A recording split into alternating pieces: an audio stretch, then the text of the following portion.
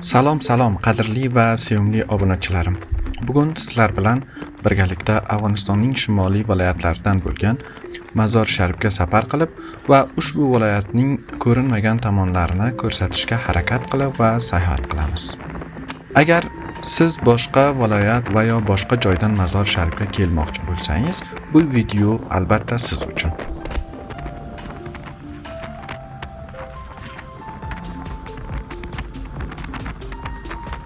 Odatda ertalab vaqtliroq Shibirg'ondan Mazor Sharif yo'liga chiqdik. Qarib 1,5 soat qiynalib yo'l mushaqqatlarini chekib, nihoyatda Mazor Sharifga yetib keldik.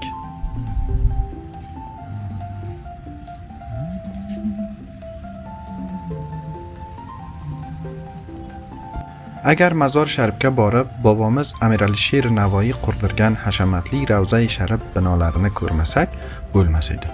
Shu uchun Ravza-i Sharifning ziyorat qilishga harakat qildik.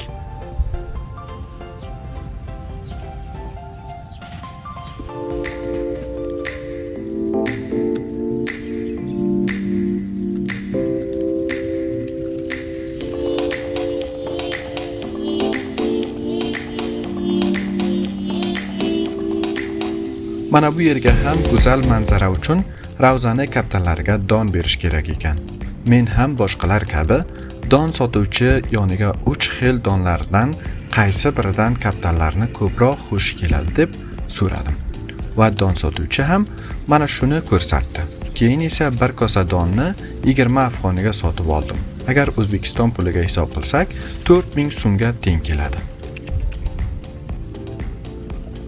Donning kaptanlar orasida sochib, don yeyishlariga qarab rosa ham maza qildim.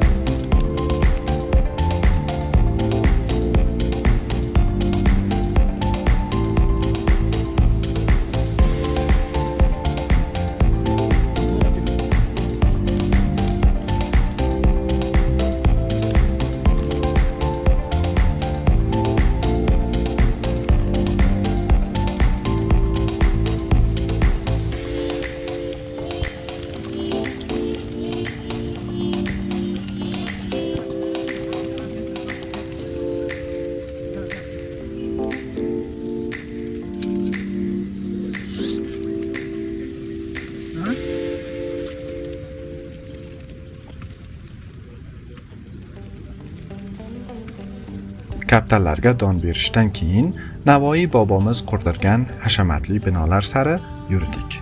Ushbu binolar qurilishi haqida qisqa ma'lumot berib o'taman sizlarga. Ravza-i Sharifning binosi milodiy 1480-yili Sulton Husayn Boyqaroning davrida va sulton bosh vaziri va davlat arbobi bo'lmish Hazrat Mir Alisher Navoiy buyrug'i bilan qurilib, hozirga qadar o'z hashamatini butun olam yuziga ko'rsatib turgan.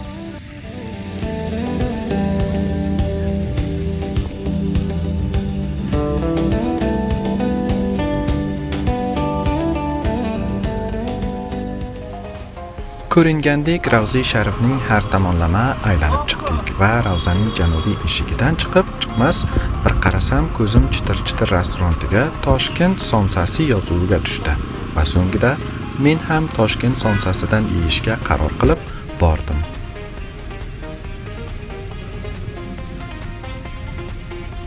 Restoranning ichi o'zbekcha buyumlar va idishlar va matolar bilan bezatilgan ekan. Nihoyatda go'zal joy ekan.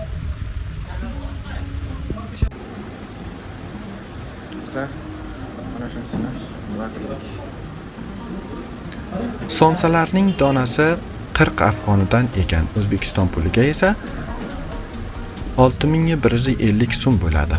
Va men ham 4 dona somsa, 1 suv va 1 piyola ayron buyurtma berdim. Va puli esa 32000 so'm bo'ldi. Toshkent somsasining yegandan keyin issiq havoga qolmaslik uchun mana bu mehmonxonadan bir o'ta qolish uchun murojaat qildim.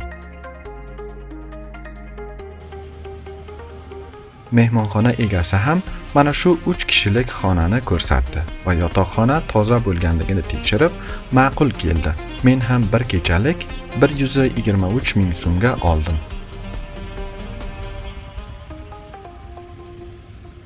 va kun issig'i ozayganicha xonaga joylashib oldim.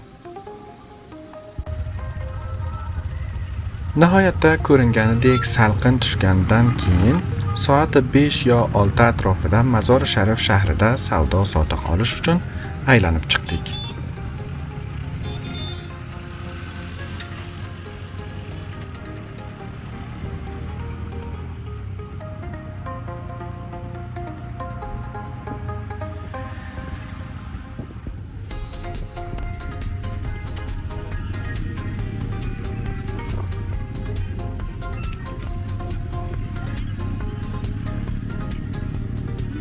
Hanuz ham havo ko'p issiq edi. Shunaqa issiq havoga nima qilish kerak deb o'ylab, keyin esa vitaminlar ko'chasiga borishga qaror qildik va markaziy vitaminlarga borib, slash va muzqaymoq buyurtma berdik.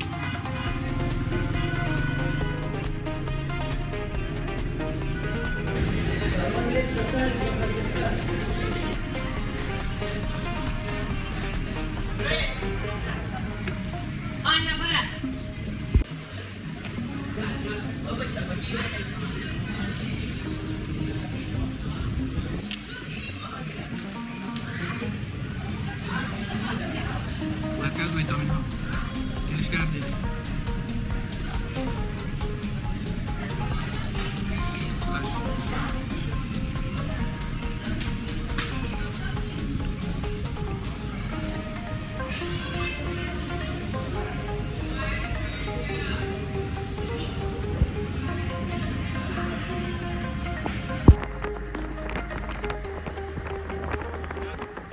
Qadrli obunachilar, shu bilan bizning Mazor Sharifdagi bir kunlik sayohatimiz ham tugadi.